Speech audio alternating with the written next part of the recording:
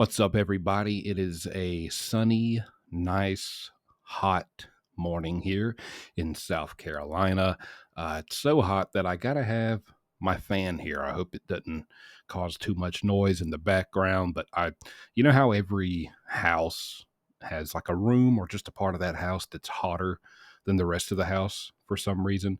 Well, lucky me, I chose this room, which is hotter than any other room in the house, to be the room where I sit for hours. And I have to keep the door closed, which makes it hotter because my cats will come in here and chew up all my equipment. But yes, this is something new I'm doing. It is morning coffee with Jumpsuit.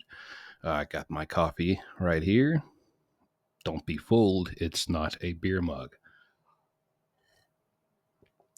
So, I want to talk about some stuff that has nothing to do with prison. Pretty big switch here from most of my content. Um, let's just go ahead and talk about my dad for one. Gonna take it back to the childhood.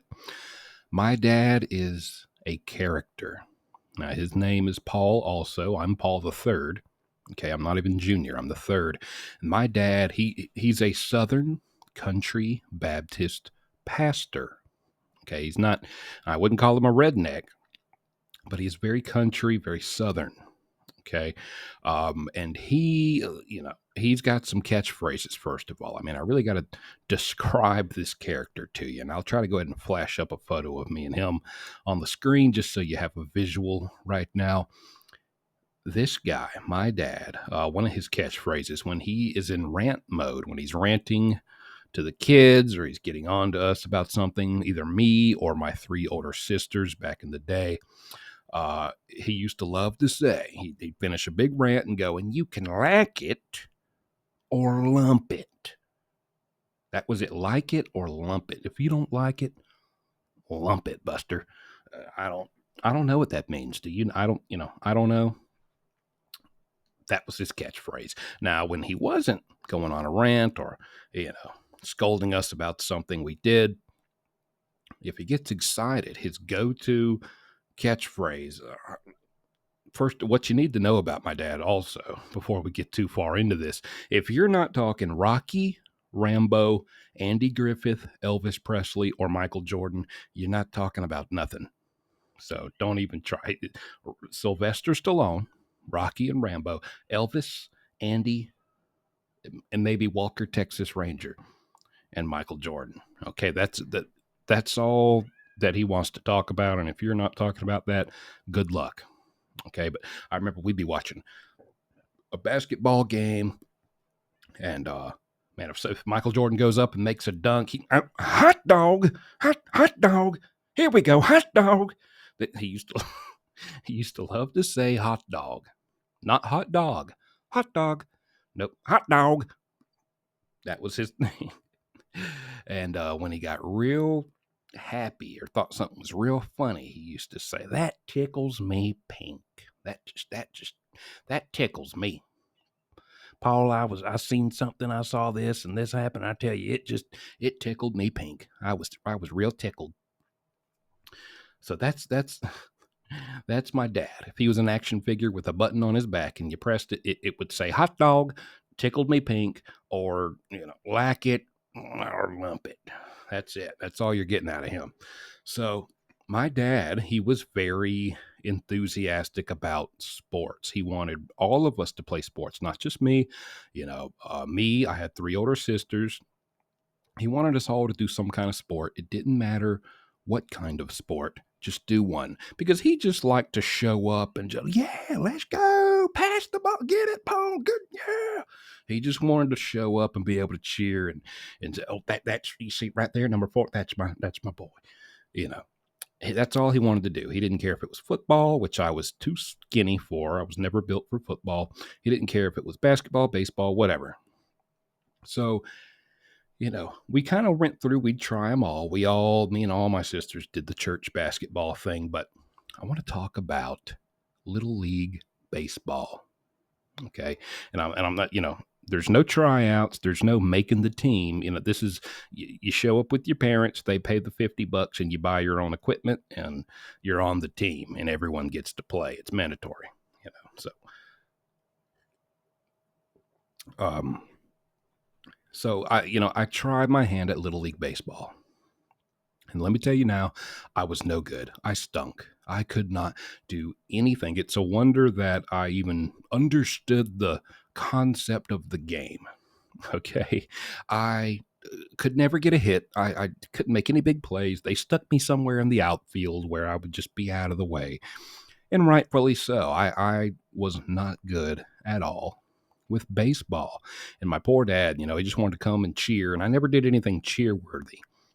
He'd bring us to the game. I'd be there.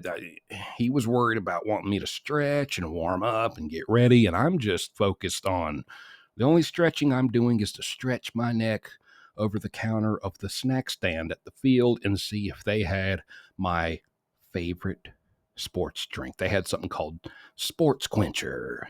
It wasn't Gatorade. It wasn't Powerade. I'm pretty sure it was a knockoff gas station brand sports drink. But as a kid, I wanted it so bad. Every time we went to a game, we're in a very small southern town, and there's maybe 3 baseball fields all around. It doesn't sound like a small town, does it?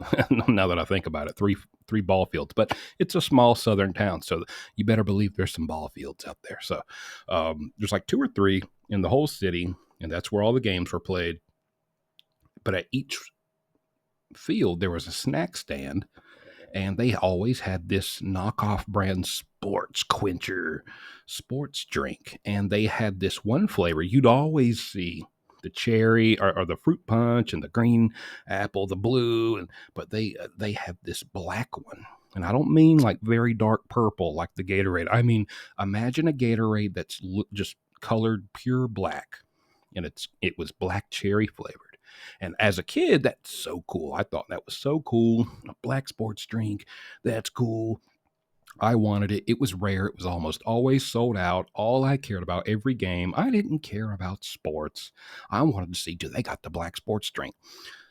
And of course, I would try to get my mom or dad to buy me one, give me $1 or $2 to go get one. And they're like, Paul, we brought water. We brought Caprice. I don't want water, Mom. I want the black sports drink. But and also it was the first time I had seen a sports drink with the lid where you pull up on the cap. You don't twist it off. You pull up and you can just squeeze the bottle in it. Not to be weird, but it squirts out the stream, and you can just kind of, squirt it right in your mouth. I'm serious. You know how the athletes do it.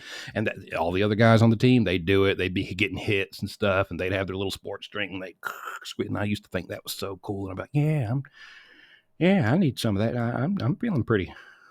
I need to get hydrated too. I need to look cool. And, I'm athletic. I wanted a little sports drink to do that with too, and I wanted the black one. That's all I cared about.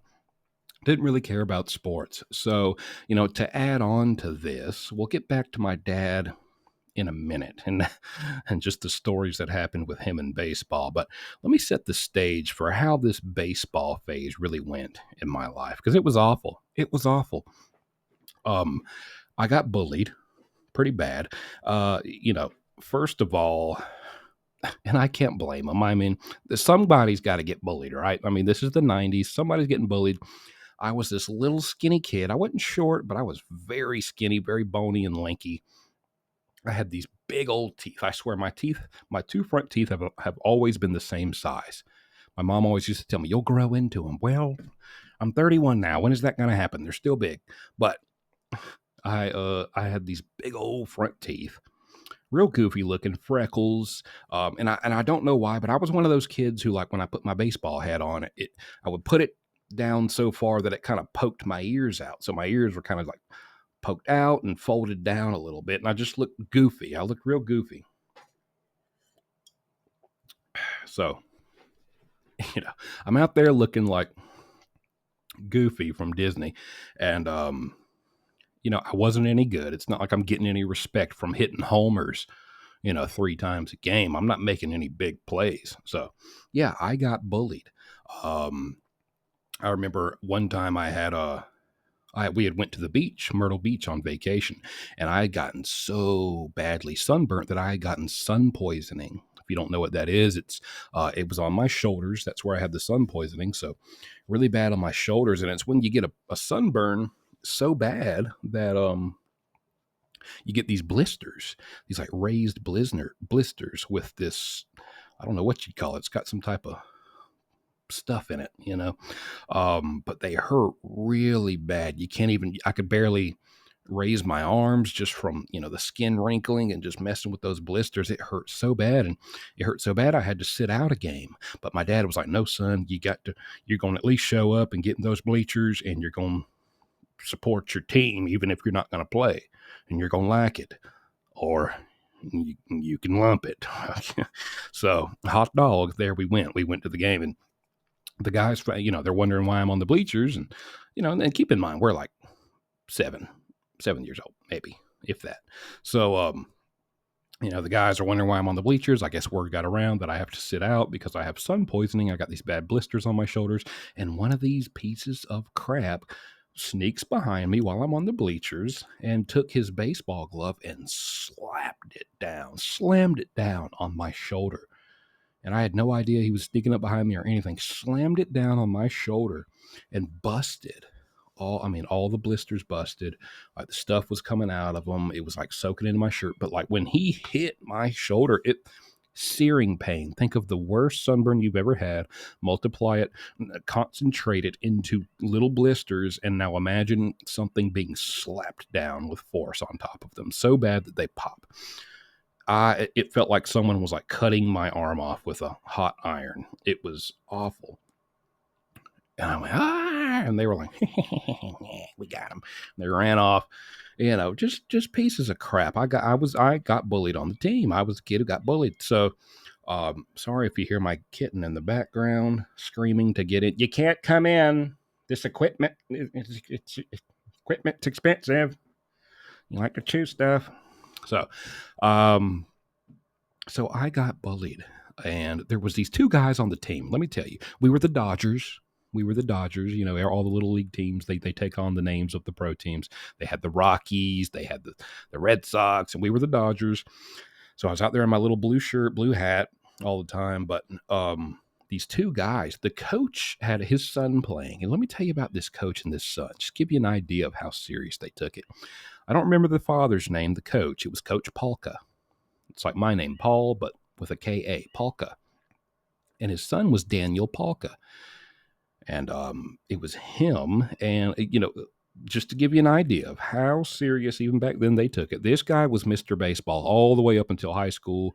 Don't know what happened to him after high school, but, he was the star of the baseball team all the way up into high school. So clearly they stuck with it. Clearly it's been their life since a kid. He was a huge guy in high school. I mean, huge. And I don't mean bodybuilder huge exactly, but just good old Southern. I mean, he had some muscle, but it wasn't just like chiseled. He was just a big old cornbread, meat and potatoes eating country Southern boy baseball heft. The right amount of meat, fat, and muscle to be a good old big boy baseball player hitting homers. And one of the biggest guys I've seen in high school. Okay. So it stood out. Now, there was also another guy. He was on the team also back then. They were the two main. They were the Chads, the jocks of the little league team, and his name was Tyler Montgomery, and he stuck with the baseball all through high school, and he actually did become like legitimately got into bodybuilding at the end of high school and a little bit after high school. It's been 10 years since then. I don't know where he's at now, but he actually got humongous. He was like 6'5", 6'4" in high school. Already a big boy, naturally, just a big country boy, but then like actually started like trying to look like a pro wrestler, and did. I'm fairly certain he was on like a steroid cycle in 11th grade. This kid used to bring a loaf of bread to school in his backpack, and he would be in class trying to sneakily unzip the backpack and like reach his hand in there without, bringing attention while the teacher's teaching, and rummage his little hand into the bread bag. And he'd pull out like 5 slices of bread and just squish them all together into like a little burrito and just like just wolf it down. I mean, just packing on the weight, packing on the pounds, hitting the gym. Humongous guy. Humongous. So anyways, these were the mini versions of them in this little league game, this little league team I was on. And these guys would bully me. And I remember one time it came to a boiling point. This is after the sun poisoning thing. Like I was getting, it's like when the bully snaps, but we're not talking like school shooter, not the kid who's getting bullied snaps, but we're not talking, snaps and goes and does some horrible stuff. Just I was ready to put an end to this crap, So it was one game, and I look back on it. I hadn't looked back on it in a long time, but I've looked back on it. I've never forgot it. And I wanted to do this episode on this because, I revisited this whole phase of my life about 2 days ago. And I was like, you know what?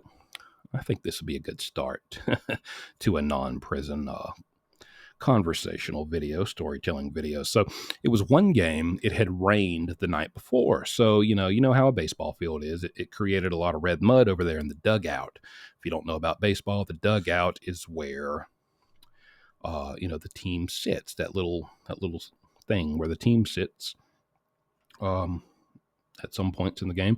So we're all sitting over there in the dugout and it's red mud all over there, but it's not like, it had hardened just enough to where, maybe when you put your foot down with your cleats, it would kind of crack a little bit, but it was almost dry red mud. But where all the little metal poles, if you ever go look at a picture of a dugout, all the little metal poles that are kind of like for support that are going into the ground, into the dirt of that dugout, there was these little indentions where the poles would go into the dirt, and there was these still leftover mud puddles. These leftover red mud puddles, pure liquid. So we're all sitting there, and I'm just kind of sitting by myself. Nobody would really sit with me. I didn't, I was the kid who got picked on. And beside me is Daniel Polka, and right beside him, furthest away from me, is his buddy, his little henchman, Tyler Montgomery. But between us, my baseball glove is sitting between us, So I'm just sitting there watching our team go up to bat, watching the game. I'm not expecting to do anything in this game, so I'm not very interested. And all of a sudden, I hear Daniel Polka say, "Hey, Paul, is that your glove?" And I look over and I look at him and I look down and look down where he's looking, and and yes, that's my glove. And so I go, "Yeah?" And he goes, "Well, it's about to go in the mud." And for just a brief 2 seconds, I swear I felt a little happy. I was like, man, maybe I'm somehow about to knock my glove. Maybe I'm like not realizing that I've like scooted closer, and I'm like, my glove is kind of teetering on the edge of the bench, and maybe it's about to fall into the mud. And hey, that's cool. The guys who usually pick on me, he's trying to be nice and warned me my glove is about to fall and go into the mud. But no, it was securely on the bench. It was not about to fall in the mud. And so then I have this brief second of confusion, like, what is he talking about? And right then, Daniel Polka picks up my baseball glove and just whoosh, tosses it right there in the red mud, soaked. It is soaked in red mud, makes a big splash. And him and Tyler laugh. Everybody else laughed and giggled a little bit. And I'm telling you, I felt this anger boil up inside me. I had it. I was tired of it. I was not bothering any of these guys. These guys were going out of their way to bother me. And I don't know. I didn't even think. I just did it. I was so mad. I didn't care anymore. I bent over. I picked up my glove, soaking wet with red mud. I picked it up with my hand. I looked at him and I went, whap. I smacked that boy right in his face, not in his chin, not in his ear, not in the side of his forehead, smack dab right there, his whole face. Whoop, pop. Slapped him as hard as I could with that glove, and his whole face was covered in this dripping, leaky, wet, red mud. And it had even, kind of whoopsh and like splattered and went behind him and got some splatters on Tyler behind him. And listen, Daniel Polka started instantly crying. And this is the star of the baseball team. He's been hitting home runs since he, came home from the hospital after being born. Okay. He had his little Tykes ball and bat and was hitting homers in the backyard, probably. This guy starts crying and runs to his father, the coach, and tells him exactly what I did. And so, his dad, he gets him and he goes over to my dad and my mom and they get me and we all kind of meet up for this powwow. We're going to discuss what I've done to his son. His dad is a jerk. To keep it clean, he is a jerk. And he's always smacking on this gum. Always smacking on this gum. Just a jerk, just like his son. And they get my mom and dad over there and they get us all together.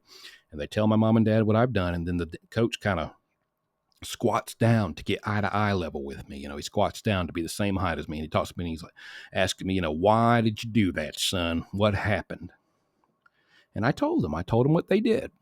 I didn't tell him about how I'm constantly being bullied all season by these guys, but I told him, well, they told me my glove was about to go in the mud. So I looked down and he picked it up and he threw it right in the mud. So I hit him with it. And he said, listen, he tries to tell me that, I need to basically suck it up if I'm being bullied, suck it up. And then he tries to tell me, like, as if he's, hey, I know what it's like to be bullied. Hey, listen, you know what the kids, when I was a kid, you know what they used to do to me? He had like this kind of up north accent, I guess, but his son didn't. It's like, you know what the kids used to call me? You know what they used to call me? They used to call me Polka Dot because his last name is Polka. They used to call me Polka Dot. You believe that? Yeah, I used to get bullied too. They used to call me Polka Dot. Oh, wow. Well, excuse me, coach. Wow, moment of silence for you. I cannot imagine the suffering that you have gone through being called Polka Dot. Like, dude, my last name is White.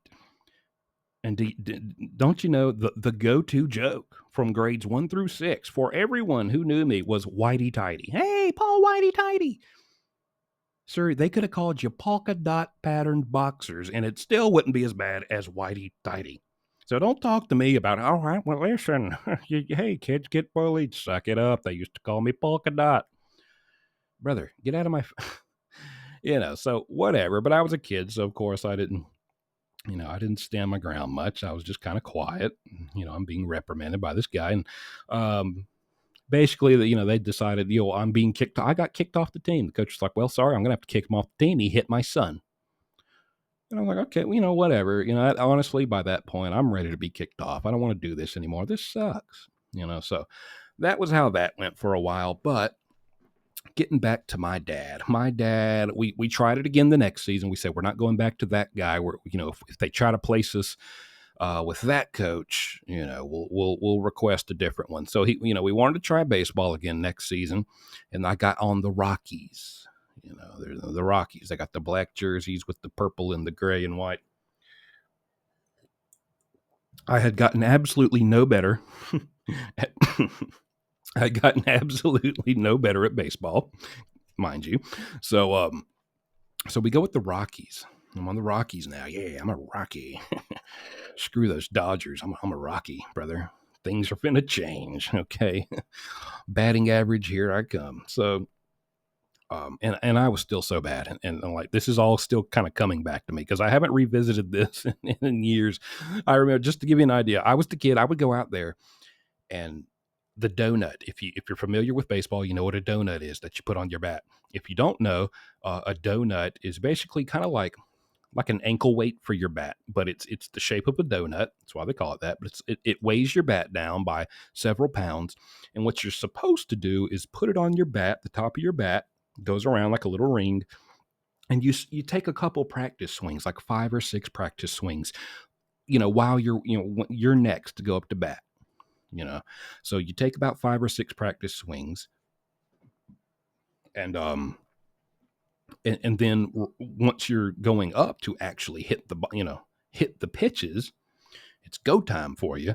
You're supposed to take the donut off of your bat. And so basically, you're used to, you just took a bunch of swings with this very heavy, weighted down bat, gotten used to that, and now you take it off. And the concept is now I'm going to swing much harder and much faster because I'm used to a much heavier bat. So it's a thing guys use. I'm so dumb, you know. I see guys using the donut. And I'm like, what is that? And they're like, it helps you hit harder. So I'm like, oh, I could use that. And so I put it on my bat and I go up to the plate. Like actually go up to the plate. It's my turn to hit. And I still have the donut on my bat. And they had to call like a whole like timeout. Hang on, whoa, hold on, intermission, stop the game. Like, stupid kid, had to like take my bat from me, take the donut off, and then send me back out. I'm so embarrassed. I know my parents, my poor dad is probably so embarrassed. So that was the type of baseball player I was. Okay. Striking out every time. Like I'm hoping, because it's like kids pitching, they're not good enough. I can maybe get like 4 balls and I'll be able to walk to a base. That's the best I'm performing all game. So we tried again with the Rockies. We're out there, and my dad, he's got a game plan. He's got a brand new game plan. I got an idea that's going to make my son do great this year. So he comes up to me while I'm over there in the dugout. I'm waiting to go up to bat. He comes up to me and he goes, Paul, come here. He calls me over to the fence and he goes, if you get a hit, and I mean just one hit, you get one hit, not even a home run, you just hit that ball. He's bargaining at this point. Just please hit the ball. I don't care if it like goes out of bounds. Just if it's a foul ball, just hit it. He's like, Paul, if you hit that ball one time this entire game, I'm going to take you down to Toys R Us. Okay? I'm going to take you down to Toys R Us, and I'm going to buy you one toy. I'm going to let you pick out one toy. And let me tell you, when I heard that, hot dog, it tickled me. Hot dog, I'm okay. Say no more, Father. And what do you know? And listen, pure luck. I go up to the go up to the base, and I just, close my eyes, send a prayer up to the Lord, and swing the bat. I don't have any talent of judging when this ball's close enough, what the right, any hand-eye coordination. I just close my eyes, send up a prayer, and swing. And what do you know? Ping! I hit it. Now, it wasn't a great hit. Didn't go over the fence or anything. It didn't, the fans weren't trying to catch it out there in the nosebleeds. But it was a hit, and I got to first base. I hit that ball, and I got to first base. And I didn't care about anything else other than that at that point. I don't even care if I get tagged out on the next hit, on the next on the next run. I'm getting a toy. I know that. I know one of them WWE pro wrestlers is coming home to join the crew, and we're gonna have a main event match in my room tonight. So that's all I cared about, and I was so happy. And as promised, I don't think I got another hit the rest of the game, but as promised, my dad, he was proud. He was, hey, you did good, son, and that felt good. It always feels good when your dad tells you that. So, and we went to Toys R Us as promised, and Toys R Us was. Here's another reason why it was so exciting. Toys R Us is like big times for us and my family. Like, he'll take us to Walmart. He'll take us to, what. Toys R Us was quite a drive. It wasn't right down the street. We had to go all the way down towards the mall. That was about a 20, 25 minute, 30 drive. Toys R Us was a big deal.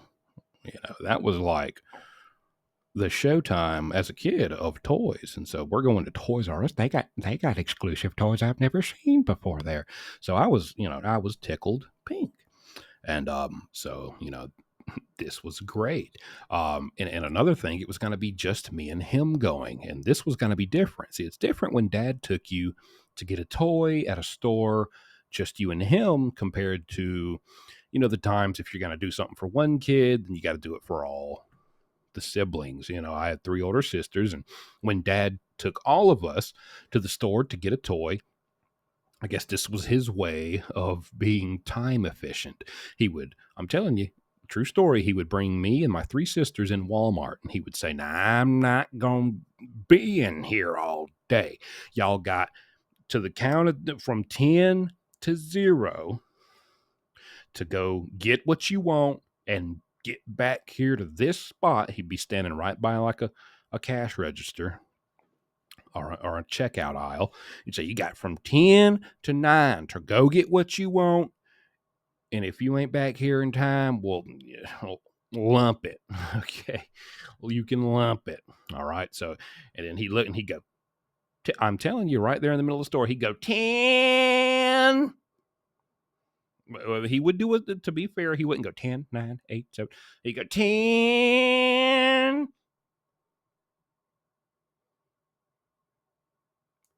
9.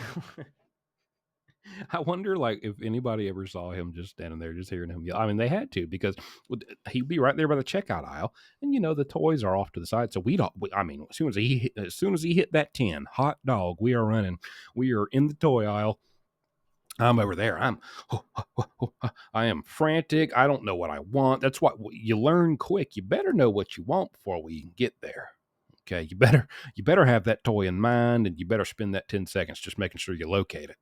And God forbid they're out of it, and then your whole plans are out of it. Then you got to fix. You've already lost 4 seconds, and now you have to make a whole decision making process of what you want. Many times I've gotten things that I didn't even want just because I was down to 2 seconds. But anyways, and you'd be in the toy aisle and you'd hear them just muffled off in the distance. 7. So I'm not making this up. So, yeah, and then you have to get your toy. And I'm telling you, half the time you'd run back there. This was my dad. My sisters will confirm. I'll bring them on to confirm this one day.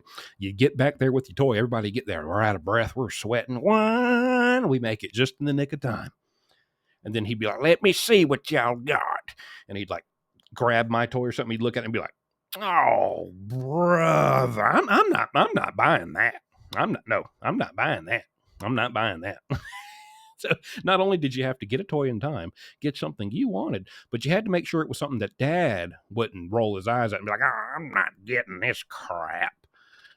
So it was tough. So do you see, now you understand this? You're offering me a one-on-one trip to Toys R Us.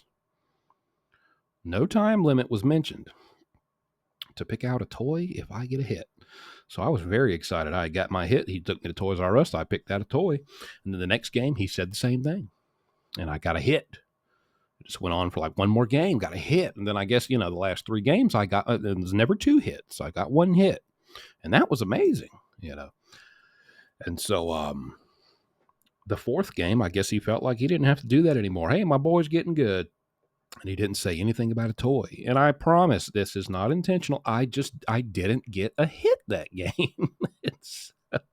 So the next game, the 5th game, he goes over again. He said, hey, Paul, remember, we can't, it was like a nighttime game. So he's like, we don't got time to make it to Toys R Us, but you get a hit tonight, we will go to Walmart and we'll get you a new wrestler. We'll get you a new wrestling toy. I used to love the little wrestling action figures. So I'm like, okay. And lo and behold, right there, right at the tail end of the game, pop, got a little hit. Nothing big, nothing special. None of them were ever big. None of them were ever special. None were, I don't think I ever made it like past first base off any hit I made. Okay. Never got a home run, certainly.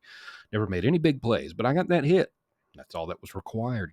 And I'm like, yes, another toy. I'm like really excited for the game to end. My dad had a different look in his face after that game. We got in the car. We did not go to Walmart. And he scolded me the whole way home. He said, the only time that you can get a hit is when I tell you you're going to get a toy.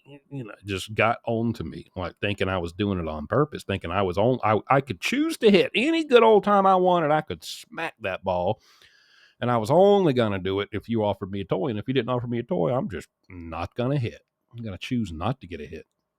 That's what he thought. It was crazy. But so that's how that Rockies season went. Now I think I did one more season after this, and I believe I was in 4th grade. I can't tell you what exact age I was in each one, but I know like the final one, it was right around like 4th grade because I had my first ever crush on this girl. The first crush, fellas, or girls. Like when you get that first crush on someone, and you first realize, hey, girls are pretty. I like girls, you know. So this girl. Her name was Lauren. We went to school together. We were in class. We were about 5 desks apart, but I thought she was so cute, so pretty. She had this blonde hair, and yeah, I had a big crush on her. That was the first time I was like, wow, what is this feeling? You know. So very nervous, couldn't talk to her, very shy, very, you know how it is, little boy crush. So, um, it just so happened one day we were at practice. I was at practice for the team. I honestly think I was on the Rockies again. I think we did all right. I didn't get severely bullied, so we went back to the Rockies. So I was on the Rockies, and we're at this field, and right after we're having practice. It's not a game. We're having practice, and right after our practice for our age group, they have much younger, maybe like first grade, very little kids, can barely fit in their little baseball uniforms. They're having that next practice for the next team. So it's kind of halfway through our practice, and some for the next practice have showed up early. And just so happens, Lauren, that was her name. Can't remember if I just said that, but her name was Lauren. This was the girl I had a crush on. She shows up, and I'm like, make no mistake, despite, yeah, I got a hit for these toys. That was like 4 times max. I never did any. I mean, we're talking out of like 20 something games. I never did anything. I was terrible. And then this season, I was still just as terrible, probably worse, because no more toys were offered. And I was not getting it. I couldn't get a hit. I just sucked. I stunk. And so Lauren shows up because she has a little brother who's in the little young age group who's going to practice next. So they're just kind of hanging out. And you know that little fence, right where the umpire and the catcher and the batter are at, and they got that little fence behind them. And sometimes you'll have people kind of standing back there hanging onto the cage. Well, Lauren was, like, huge shock to me. Here's Lauren. I'm going up to bat because we're having like a little practice scrimmage, half of the team versus this half of the team. So I'm up to bat, and Lauren is standing there with her little brother who's waiting on practice. And I'm like, whoa. And she had never said a word to me. I had never said a word to her. I was very shy the entire school year. She's standing there just watching the practice, watching each person who goes up the bat. And I'm like, oh my gosh. I was like, please let me do something good, please. And listen, this is one of the most fulfilling moments of my life. That ball got pitched to me. And again, there's no skill involved, no talent. I didn't like coordinate it and size everything up just right. I just swung. And let me tell you something. I smacked the fire out of that ball. I didn't get a piece of it. I didn't get a little bit of it. I didn't get half of it. I got every piece of that baseball with that bat. Whoop-ping! Hit it. And that thing was out of here. And I'm not even talking a pop fly. If you don't know, when you hit that ball and it goes way up in the air, you think that's good. But unless it's going over the fence into the audience, I mean, it's kind of not good, because it's up so high for so long that, the guys out in the outfield, they have plenty of time to run over to where they need to be and just kind of wait for it and to drop down and catch it. And you're likely to get it caught and you'll be out. What you want to hit is that line drive. They call it a line drive, and that thing zips right past your head, wing, like a bullet.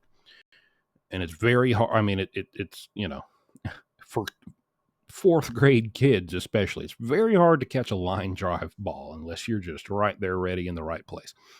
I said, ping!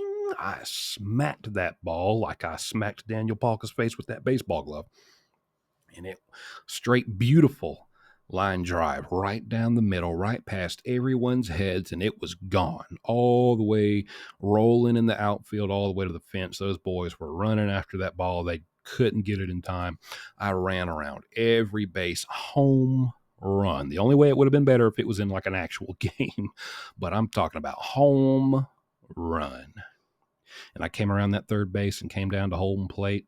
And as soon as I crossed, I remember I just looked up and I looked at Lauren, and she said, "Good job, Paul."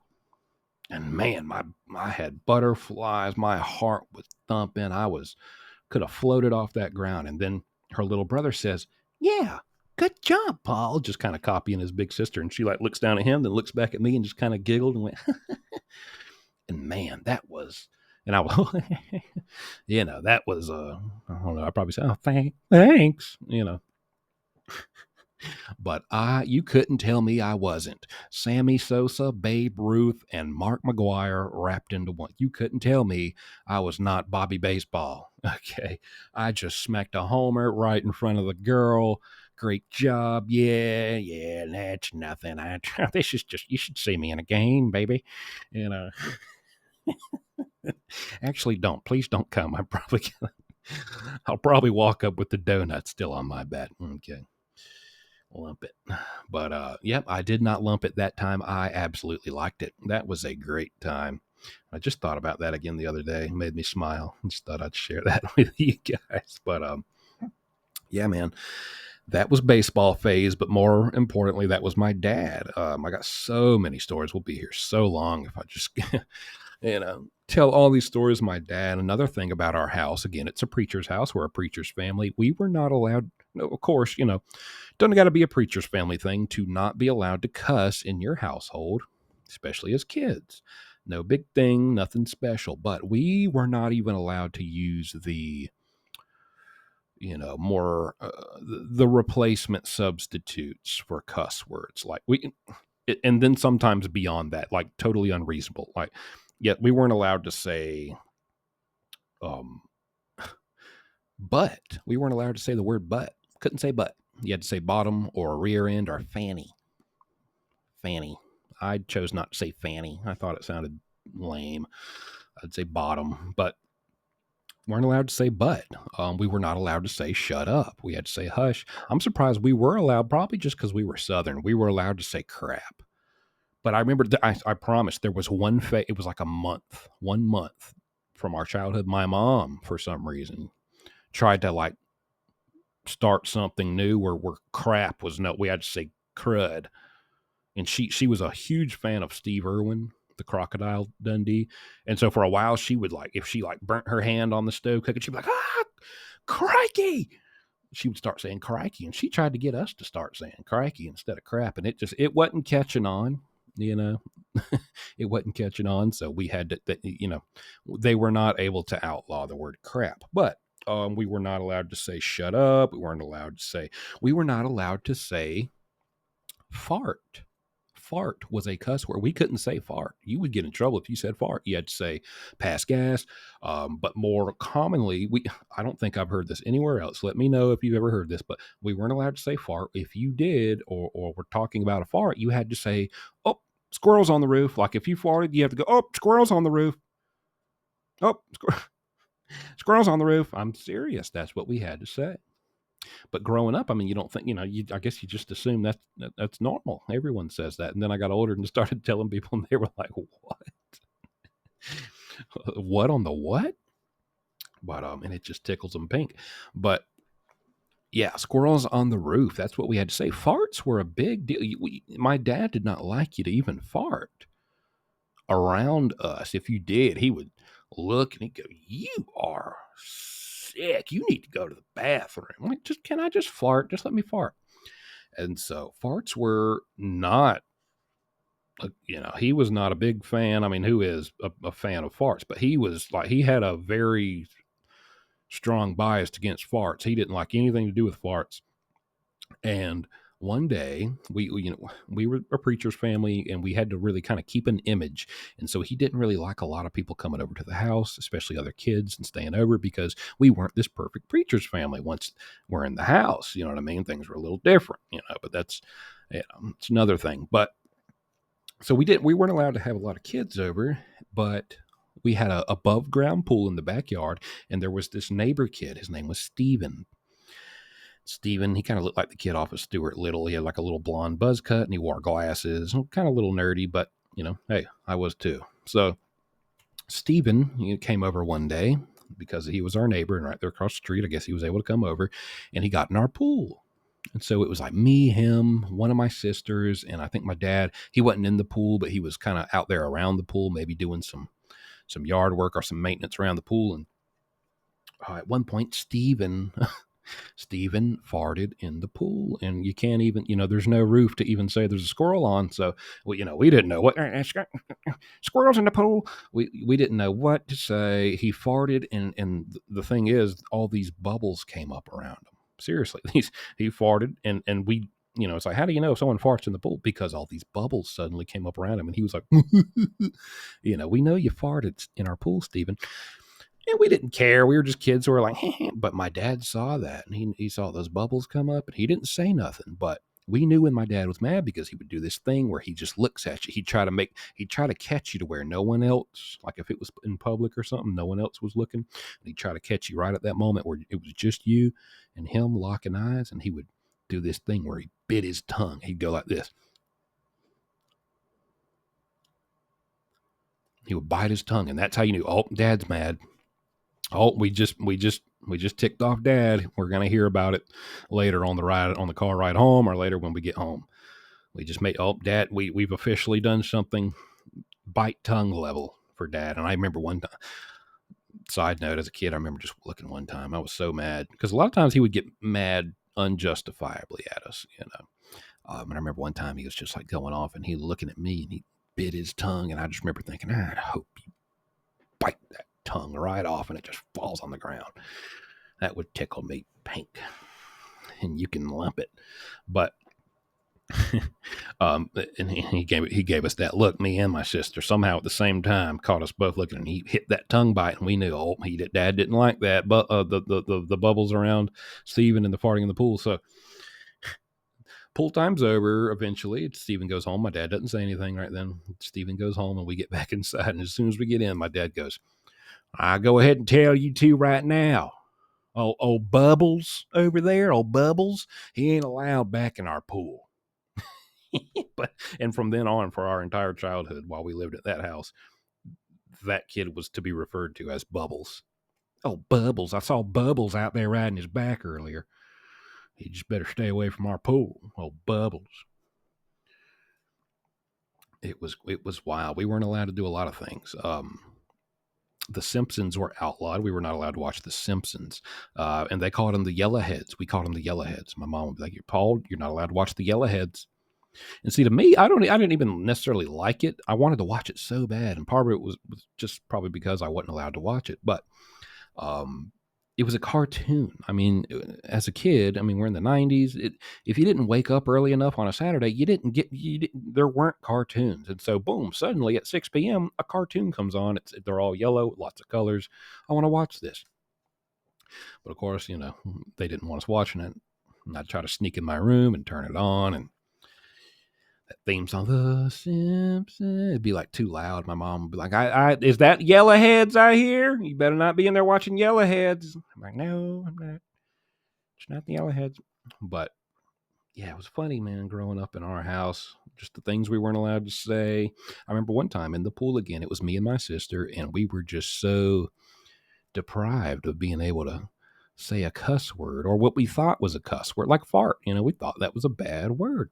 I remember one time we went out in the pool by ourselves, and we were like, she was like, hey, Paul, what if just for this time in the pool, while we're in the pool and no one else is around, we just cuss? We're just going to cuss. And I was like, yeah, let's cuss. But we didn't even know how to cuss because we never been allowed. So we're just like, she'd be like, butt. And I'd be like, shut up, butt. And like, no, butt, fart, butt. Like, but then we'd also say some real cuss words too. But yeah, just so that's a little bit about me, my dad, growing up, sports, all that. Wanted to talk a few, have some good funny laughs and some stories about something not related to prison. Try this out. This has been the Morning Coffee with Jumpsuit show. Trying this out. I hope you enjoy it. If you do, please give me some feedback in the comments. I know there's some truckers out there who have asked for some longer videos like this to listen to. There's some, moms who do, they're doing housework and they like to put this in the AirPods and just listen to it. There's some people who like to listen to it to help them go to sleep. I'll take that as a compliment and not as my content as boring and puts you to sleep.